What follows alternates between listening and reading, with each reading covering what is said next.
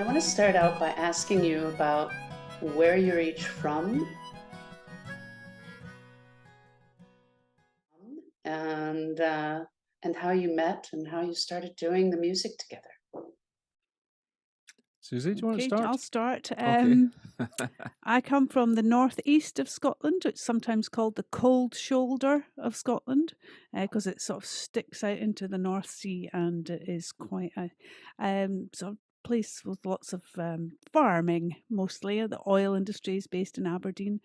So that is where I'm from. And maybe you should say, Jim, where you're from. Yeah, I'm from where we are now, which is Perthshire, which is kind of south of Aberdeenshire, but north of Edinburgh and Fife, and north of Stirlingshire, where I know that you've been quite recently. Yes, and we actually met at a folk concert of a very wonderful but sadly departed folk singer called Davy Steele, who was a great singer-songwriter and also played with the Battlefield Band and a band called Colbeg. And we met and we both did sort of what's called a floor spot. That's when you get up in the middle of a folk concert and, sing a couple of songs. And that's where we met. And that was, when was that? It was about 32 30 years ago. Yeah. Roughly. Yeah. Wow. And so, can you tell us about the music that you do? Because as I've been listening to the albums that I was fortunate enough to get from you when I was in Stirling, I noticed that there's a lot of singing in Old Scots and a lot of tunes that are written by other folks. So if you could tell us a little bit about the music that you're doing currently. Yeah, well, Jim is a singer-songwriter, and for the first maybe 25 or 30 years that I knew Jim, he was really going out as a solo act, and most of his songs, or at least half of the songs, would have been his own originals. But our children have now grown up and left home, and that means that I can tour with Jim, and so we've been performing a lot more together. And I think that has somewhat changed our concerts and made them a bit more full of traditional songs, because that's really where my heart lies. Mine too. I mean, I've Yeah. always really, really loved the traditional music of Scotland, and I've always sang a lot of it as well as my own songs. And like Yeah. most people in Scotland who love folk music, we were introduced by our parents. Mhm. My dad was a singer, and he used to sing to his 4 children to keep us quiet on long car journeys. And we were going on long car journeys because he was a caber tosser. And we used to go on the Highland Games circuit around Scotland, travelling every weekend, long distances. And I'm the fourth of 4 children born within 5 years, and we were very unruly in the car. And so Dad would sing and teach us songs as a way to try and crowd control. What was the other thing he used to do? He used to sort of go. Yeah, he did. Yeah, it's really un-PC now, but you'd be driving along with one hand on the wheel, and the swinging arm of the law would come around like this, and he'd just try and hit a child, any child. It didn't matter which one, but of course we would all just go and try to avoid being hit. But anyway, the singing was a much more palatable way to control us. And your mum, My mum was a real folkie of the 60s, and started going to folk concerts and folk clubs, right back in the early days. And so I actually went to see very famous people when there was just 6 people at the show, just really early on in their careers. So, and I think folk music it's not a commercial thing in this country. And I think to be exposed to it, you almost really have to kind of do it through your family or through people you really know. So it's not really one of those popular things in Scotland right now, as far as music is concerned, or is it? It is. I mean, it's quite interesting. We were at a family gathering yesterday. Actually, it was Susie's mum's 85th birthday, and we were up in Aberdeenshire, and we were singing songs. And I was starting to think, oh, what could we sing that everybody would know? And actually, I would say, some of the family are folkies and know lots of folk songs, but other of them don't, and are just never been exposed to them and not interested in them. My own sister just cannot abide folk music. She just can't stand it at all. But I And would definitely say it's a yeah, minority interest. Folk music in Scotland, our own traditional music, is a minority interest in Scotland. but those who appreciate it, enjoy it, it's like a life force. It's like a just their whole lives are dominated by it. It's amazing, actually. It's just people just cling to it. I think we do have a growing number of very talented young musicians who are really fired up by Scotland's music traditions. And they are having a great time learning about the music at the Conservatoire in Glasgow. And I would say that maybe the tune side of our traditional music is maybe slightly in the resurgence, but the song traditions, not so much. So Jim and I are an unusual act in Scotland in that we really are all about the songs. And I certainly have appreciated them. And as I mentioned, you sing in Old Scots. And if you could say a little bit about that for folks who are going to be coming over to the moon on the 25th of September here. I'd appreciate that because I enjoyed what you had to say when we were in Stirling, and actually was wondering if you were going to bring that lovely tapestry and tell us about the songs and the origin. Yeah, we're going to bring our map, blanket. our map with us.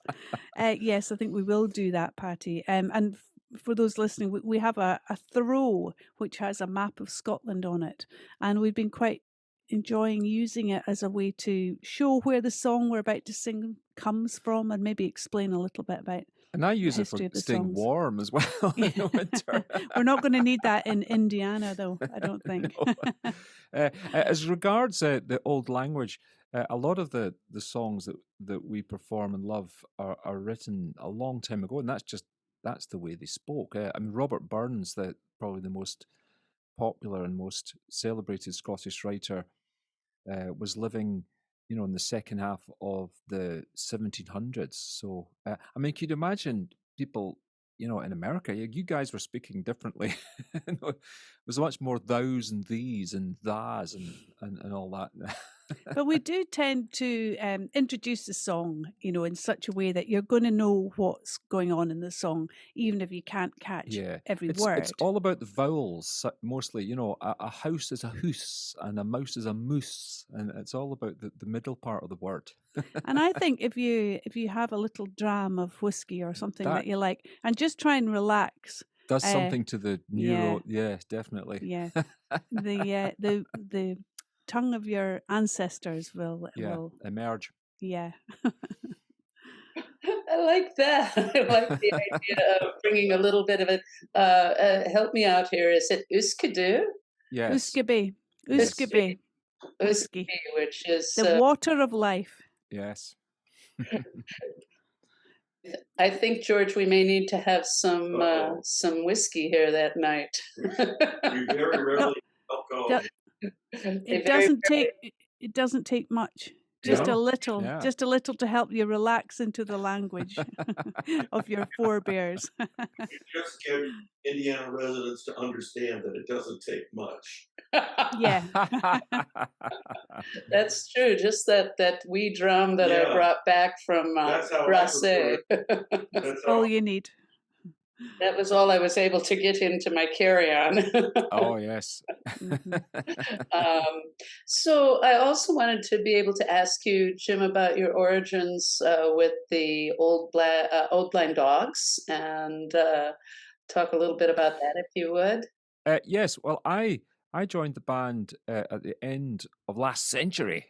It was about 97 or something like that, and the band had been touring a lot in the United States for most of the 1990s, and it was actually 2000 before we got back to the States, and really for for the next 8 years or so, I toured all over America with them, all over the place. I think there were literally only about 4 states that we didn't play in at one point or other. Traveling about in vans.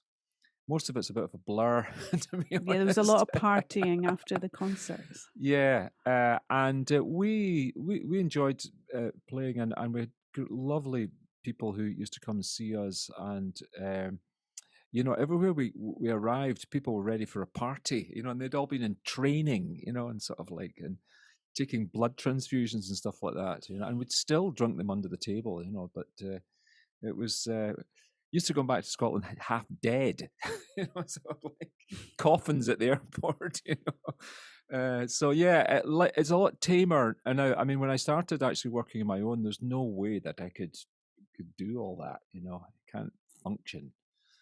So, but it was great times, and great, just great events, festivals and Highland Games and all kinds of venues and weird and wonderful places that we ended up playing. It's pretty tame touring with me, isn't it? Yes, but I prefer it, dear. Thank you. Thank you. Well, I want to say that the two of you have such lovely, well, you each have individually miraculously beautiful voices, but together the two of you are so, it's like you fit together. How could that possibly be? It's been a long time, a lot Patti. of practice, yes. Yeah. And if I can, let's see, I'm going to step back and then I'm going to step forward. Tell us about, was there anyone in your families? I know you said your dad, Susie, was a caber tosser. And you might even want to explain that for the folks that don't know what that is, even though I do. And then if either of you had musical backgrounds from your family, and then I understand you have someone in your family that also has a career in music. Well, yes. So first of all, caber tossing is a very, very Scottish event, and it involves running around throwing tree trunks. As daft as that sounds. Telegraph poles. Yes, like a telegraph pole, if you have Mhm. those. You run along holding a pole like this. You run along, you stop, and then you throw it up, and you you've got try to and get get it the right over itself. yes. Yeah. And my father was very, very good at that. In fact, he was the world champion.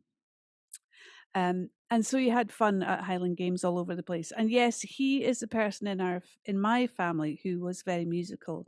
And for Jim, it was his mum. Well, actually, my dad Yeah. was as well, but my dad was from that side of the family that just wasn't interested in folk music. It's funny, there's a real, it's still there, the rift in the family. Yeah, but there are two other people in the family who are professional or semi-professional musicians, and that's Jim's brother Scott, and also our daughter Beth, who is, I would say, one of the rising stars of the Scottish folk scene at the moment. Starting out, really, yeah. Jim, you use a lot of open tunings, and Yes, yeah, if you could talk about that a little bit.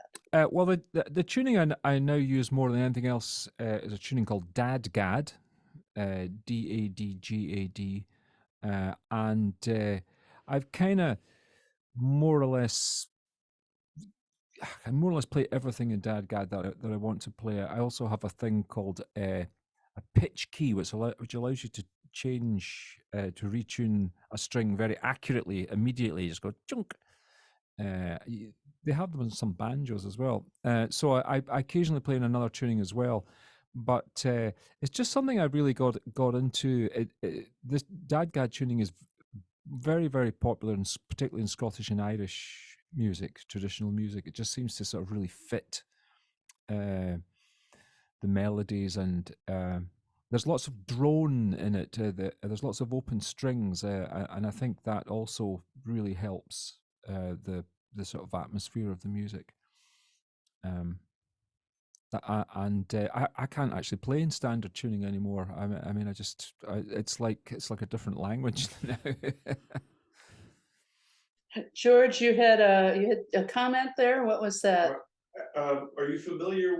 We have someone coming the weekend after you, Pierre Ben Suzanne. Oh yes, yes. He is a great exponent of Dadgad. He's one of the sort of high priests of Dadgad.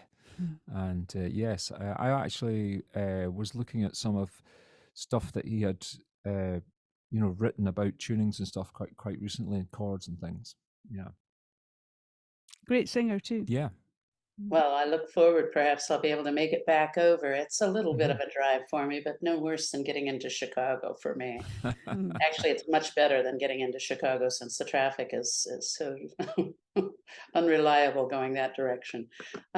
So also, the so I had 2 CDs that I got from you that night, which I used, initially as, Uh-huh. Susie suggested to keep the midges away from Oh, that was quite an unusual night. That really was the midgiest Yeah, gig I think I've ever done. yeah. And we went back there and played again, and they've sorted it out. They've got fans now in the I'm little. so glad to hear about the fans because Yeah, it was warm and very midgy, yes, but, You were a yeah. I you were a think it very was. brave I think it audience. was also though it had rained, and Mhm. the other times that we were back there, it was much drier, and we just didn't appear. So I think you were just unlucky, really, with that. But it was it's one to remember. It's one for the memoirs. indeed it is, because I think we were all inhaling them as well as trying to swat them away. Nice. Yeah. Free protein, Patty. Oh, yes, I do hear that insects are going to be part of our Diet. diets in the future, so, I'm getting a head start on that. So also the album, The Berries, All uh, right. would you talk about a bit about that? Because I was fortunate enough when I was there in Edinburgh to go to a film at the film fest about the Travelers, and I know that that album refers a lot to the Travelers. Susie? Well, yes, anyone interested in Scottish traditional song owes a debt of gratitude to the travellers of Scotland. Um, they're Scotland's gypsies, and they kept our song tradition alive for hundreds of years when it might otherwise have been lost, because a lot of the songs, as many still being sung today, really were never written down. Just passed orally from generation to generation until about the 1960s, when some song collectors visited the travellers and wrote down the songs they were singing Or recorded them actually as and well. Yeah. field recordings, Mhm. which are now preserved. Some fantastic songs that people are still singing. So the songs of the travellers, lots of great songs, a lot of narrative songs, and Jim and I sang a collection of those in the berries, because the berry picking was one of the jobs that the travellers were a large part of the workforce at the time when the berries needed picking. And we live in an area that's very famous for berry picking. Yeah. In fact, the song "The Berries" it comes from the berry fields of Blair, and Blair Gowrie, which is known as Blair, is just up the road, just up the river from here. What kind of berries were they? Raspberries, mainly raspberries. Raspberries probably the biggest, and then strawberries. Strawberries tend to ripen first, and then raspberries. And the fields of raspberries, a bit like vineyards, just loads and loads and loads of up the side of hills, and um, mostly for making jam and for all kinds of raspberry flavoring and stuff. There's more and more now actually picked and sold fresh, because the transport network is so much better. Although raspberries have the shortest shelf life of just about anything. You don't wait to eat your raspberries. Don't wait a day. Yeah. That's the truth. That's very much the truth. I also was on that album. You have a song by, and I'm not sure about the pronunciation of her first name, Karen or Karine Polwart, who Oh, I yes. got introduced to while I was there in Scotland. Nori was playing a couple of her songs for us, and I was so stunned by her voice. Yeah. This particular song has a bit of humor in it. Yeah, you're talking about John C. Clarke, which is a song I really enjoy singing. It is a sort of anti-romantic and yet strangely romantic little song about a couple getting together in their later years, not late years, but let's just say that the lady's beginning to feel like she's been left on the shelf when she decides that John C. Clarke is worth going out for pizza with and see what happens. And it's a very touching little song. I'm a huge fan of Corinne's, and she sings a lot of really very beautiful songs. But John C. Clarke isn't one of the beautiful ones, but it is a very characterful little song. Good fun to sing. Yes, I hope you'll do that while you're here because it was very entertaining and you do it so it's such a lovely way. Okay. I'll put it on the set list, Patty. Please do. And there's also a song on that album that uncharacteristically has horns in it. Um, and that's the Lady Dicey song.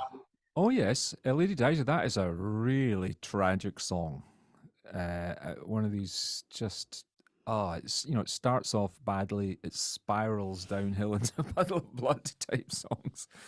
The princess is pregnant, and it's not a lord or a laird or a great baron. It's the kitchen boy. So there's only one ending to this song. But yeah, the horns on that. That was actually me playing the horns.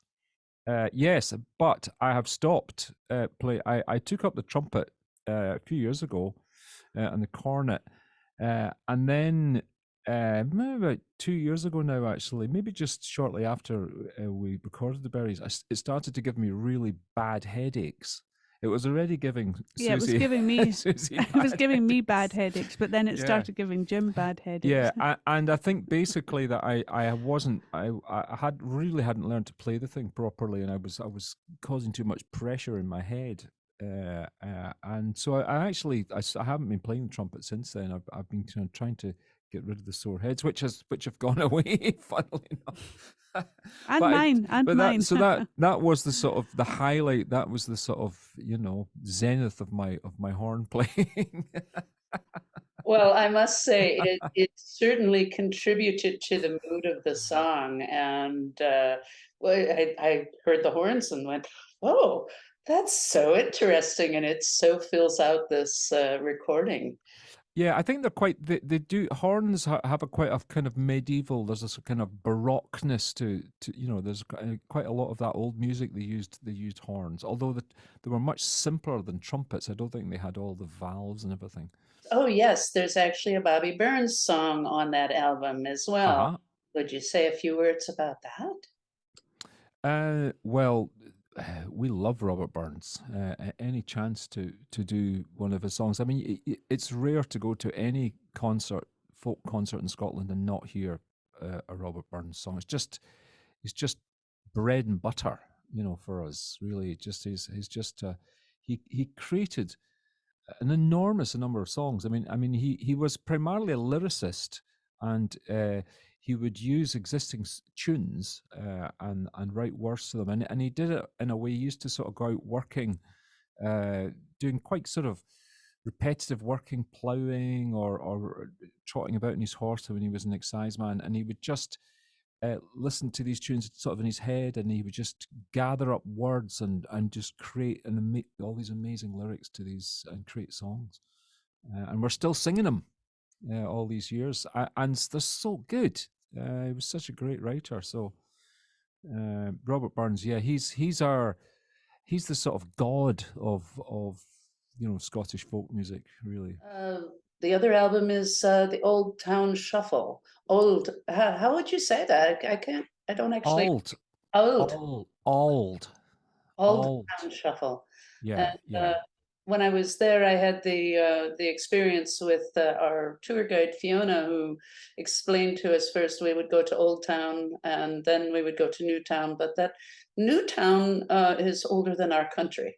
She wanted to remember that. Yes. And also all of the things that we are beholden to Scotland for. And my head is still full of Scottish history.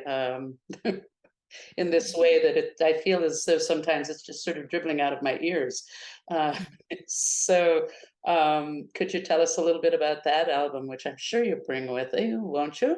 Yes, it's our most recent recording, and again, it's a collection mostly of old songs that we love, and we also we'd been doing quite a lot of work and traveling about down in the borders of Scotland, and so a lot of the songs are kind of inspired by our explorations down there. Yeah, and the borders of Scotland is a very Yeah. rich ground for Scottish traditional song. Lots of long songs that really tell a story. It's not a verse and a chorus, verse, chorus, verse, chorus. It's an unfolding of a story, which is really enjoyable to sing. So there's a number of quite old songs on that, and then a few forays into other parts of the country, like Argyll, and Edinburgh. So yeah, that's a really nice collection, and I think we've recorded most of that during lockdown, didn't we? Yes, yeah. We kept ourselves busy. Yeah, and really, the Zoom is a thing that really saved us during lockdown. We did a lot of online concerts. Actually, using backdrops quite a lot. We had a green screen, and we were sort of projecting. We'd do a song and we project a sort of nice image that was related to the song and stuff. And actually, that was something that we really enjoyed. That was really quite a creative aspect to doing these online concerts. I know that for myself and for Song Sisters, which is Amy Dixon Kohler and Fink, that we also had this issue of how do you perform during that time. And we did a lot of online concerts as well. It made it a little bit easier to stay connected with people. Oh, I don't know if this had happened, 10 years before, and we didn't have, this, it would have been awful. We really would have been very isolated, I think. Well, yes. Certainly music is finally starting to come, live music is finally starting to come back, which is one of the reasons that I'm extremely excited that I'm going to get to see you again here at the Wild Rose Moon on September 25th, and that you'll be doing the radio show, which I'll be there for, and a concert that evening. So I'm delighted that you're going to be here, and if you haven't been here to the Moon, it's a wonderful, wonderful venue. Great.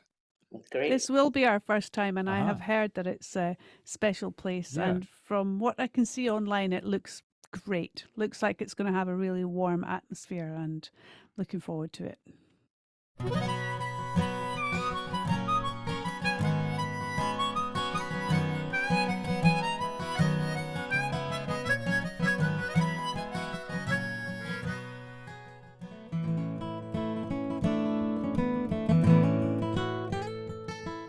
I wouldn't say that we are renowned for our food, but people tell me that it's a lot better than it used to be. It's better than inhaling midges. Yeah, we have very, very fine beef, very fine seafood. Yes. Lamb. If you like lamb, yeah. it's some gorgeous lamb. Yeah. I would say that the Scotland used to be famously uninspiring as a place to visit when it came to food. But I do think in the most recent decade, I think there has been a drawing up by the bootstraps of our hospitality, and you will find good food. You can also try haggis, our national dish. Yes. I was going to speak to that because I did have the opportunity to try haggis while I was there, as well as haggis potato chips, which I had to try. Oh, Just yes. one of my sons is a chef, and he kept saying, "You must try haggis while you're there." And so I did, and it really was surprisingly good. Yeah, it's Yes. bad haggis is awful. Oh. Good haggis is delicious. A lovely, meaty, peppery, oatmeal-y deliciousness. Yeah, and I think it's well worth giving it a go when you come to Scotland. Or as Robert Burns would say, fair far, ye honest sonsy face, great chieftain of the puddin' race. Aboon them all, ye take your place, tripe paint your therm, whale you worthy o' a grace, as lang as my arm. And basically what he's saying there is the haggis is the king of the sausages. And so on Burns night, right? The Burns dinners, and the haggis was brought in, correct? Yes, yes. We have haggis quite often through the year. It's not just a sort of, For Burns us, thing. it's not just on Burns night because we Yeah. really like haggis, but on Burns night, there really is a lot of haggis consumed around Scotland. Yeah. And as Jim was just giving you a bit of it, haggis has got its own poem. In Yes. Scotland, and it's not the easiest. You were talking about old Scots, and I would say it is quite challenging, but it is quite a funny poem, and it says that the haggis people, you can hear them coming because the earth resounds their tread because they're big and strong. Yes, so that's haggis. And yeah, George, you should definitely have some haggis when you come to Scotland, whether you like it or not. He's a bonny lad, his mind is ever true, Joe. His garter's knit below his knee, his bonnet it is below, Joe. Then up we Tom.